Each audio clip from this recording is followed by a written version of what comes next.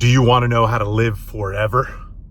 Okay, well, I don't have the answer to that, but I want to talk about today on how you can be the healthiest version of you by the science. Now, the reason I say by the science is because many of you are going to listen to this, or maybe the 6 people who will ever listen to this will scoff at some of the things I'm going to say and say, well, I can't do that, or I don't want to do that, or whatever it is. And that's fine. I understand that. This is how you can be the absolute healthiest by the science. And no, we're not talking about life serums here or any of that bullshit. I want to talk about very readily available things to you that you can do. Many of these things I've already implemented in my own life or tested, etc. Okay. So the very first thing that matters more than anything else, and people will debate 1 and 2. So stick with me here, right? Number 1 is going to be your nutrition. You should consume the amount of calories that support your personal basal metabolic rate mixed with your total daily energy expenditure. That means the amount of calories for the amount of activity that you do. That's one half of number 1. The second half of number 1 is that you should only consume the amount of carbohydrates that are required to sustain that activity. I know for a fact that the vast majority of the Western world, particularly anyone who's overweight, is over-consuming carbohydrate. And the reason being is because carbohydrates are easy to consume. They're cheap, they taste good, and they're readily available everywhere. You know, everything is loaded with sugar, and that's for taste, and that's to make you want to consume more of this thing. Everything is loaded with wheat flour because it's super cheap and you can make a ton of stuff out of it. So I don't want to go down that route. But number 1 is nutrition. And like I said, some people will debate number 1A and 1B. Nutrition, 1A, only enough carbohydrate to support your activity level, 1B. Number 2, sleep. And this is where I'm going to lose my parents. This is where I'm going to lose my shift workers. This is where I'm going to lose my night owls, all of that thing. You should sleep 7 to 9 hours a night. I know that sounds crazy. When I was in the military, I definitely did not do that. I was in the military for 12 years. I definitely didn't do that. It's only been the last 5 or so years that I've been able to sleep 7+ hours a night, every single night, and it's absolutely changed my life. So not only do we need sleep for recovery, right? So if you're someone who exercises, particularly resistance training, lifting weights, you need sleep for recovery. That is when your body recovers. That is when your tissues recover. And something that we don't keep in mind here is if you're someone who's coming from a place of not being so healthy, a lot of these tissues that we're talking about recovering are your liver, your heart, your kidneys, your major organs, your skin, if you're having skin issues.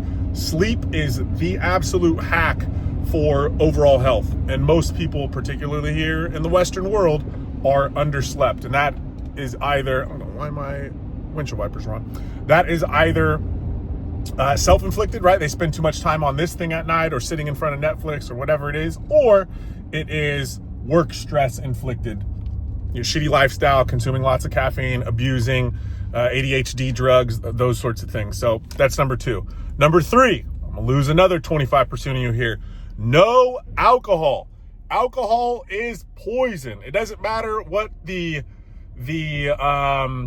what's it called? Moderation that you use. At the end of the day, it's poison. For example, if it was socially acceptable, like right now, let's say tomorrow, it's socially acceptable to drink gasoline. You know, it's all good. It gets a way better buzz than alcohol, but it's gasoline, right?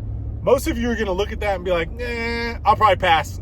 That's how I look at alcohol. Yes, I enjoy a beer or a glass of wine like 1 to 2 times a year, but very, very, very sparingly. Most of Americans are consuming multiple alcoholic beverages a week and sometimes a day.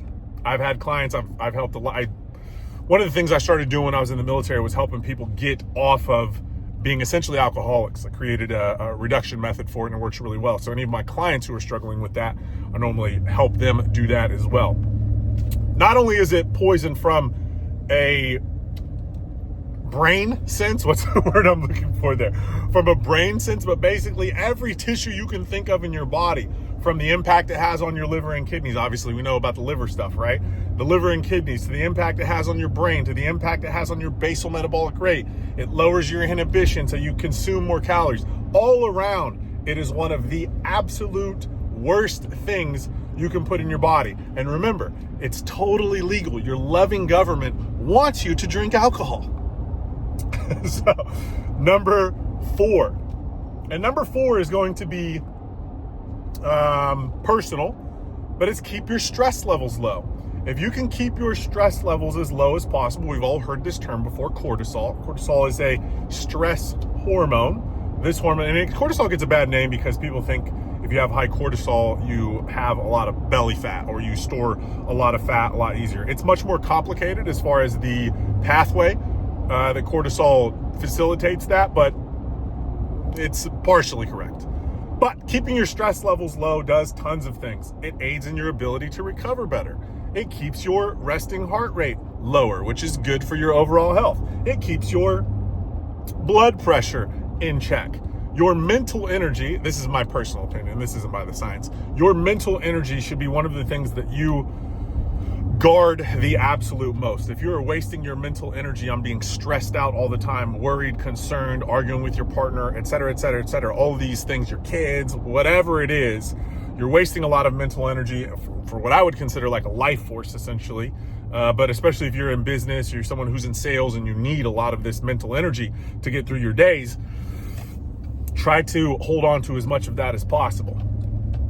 So this is by the science, how you can be as healthy as possible. Now, mind you, there are lots of supplements and drugs and other things that you can do that definitely improve the overall health and can improve the quality of your life. I didn't talk about testosterone replacement therapy or hormone replacement therapy for women. I didn't talk about metformin, which is a drug primarily used for individuals who are diabetic, but it has very solid life extension properties because of the pathways that it works. It keeps your liver glucose output lower. It allows your body to utilize the glucose that it has on board more effectively. So less insulin production, good thing. Less insulin in the tissue, less insulin resistance, etc. So all around good drug that will definitely increase the quality and overall health and life, right? The time that you're alive will increase those things. But again, this was just by the science, the most simple things possible. So number 1 is nutrition. Number 2, 1 and 1A, right? Number 2 is sleep. Number 3, I can't remember what it was. Number 4, I can't remember what it was right now either because I got mentally distracted. But you can just rewind this video a little bit, hit the subscribe button while you're rewinding this video a little bit, and let me know what you think. Love y'all. Happy whatever day it is you're watching this. It's Monday here.